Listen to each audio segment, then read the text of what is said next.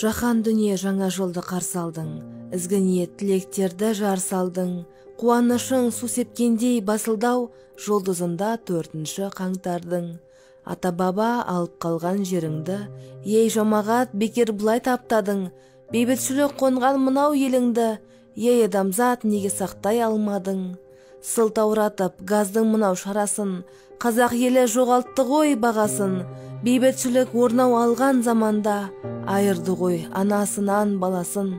Ел ішінде көтерілген шеруге, бұзақылар арам оймен келуде, тепсе темір үзетін аға буын інінің, ой санамен ақыл есі кемуде.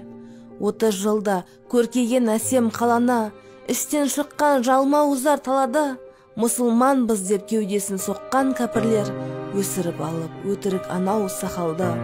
Ашкөздікпен ұмтылғандар алаңға, өңгей топас жалмауыздар барғанда, себебі бұл адамзаттың ісі емес, кісі өлтіріп бейбіт мынау заманда.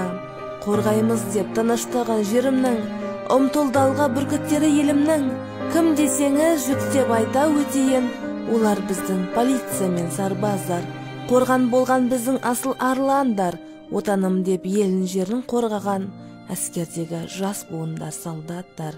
Президентім қолға алды елісін, иншалла енді берсін берекесін, дәл осындай аяғысты көтерілген бұл жауыздар ешқашанда келмесін. Бейбіт заман тапсын енді жалғасын, еш жамандық жер бетінде болмасын, татулықты тұғыр еткен елімді жаратушым әуелі Алла қолдасын.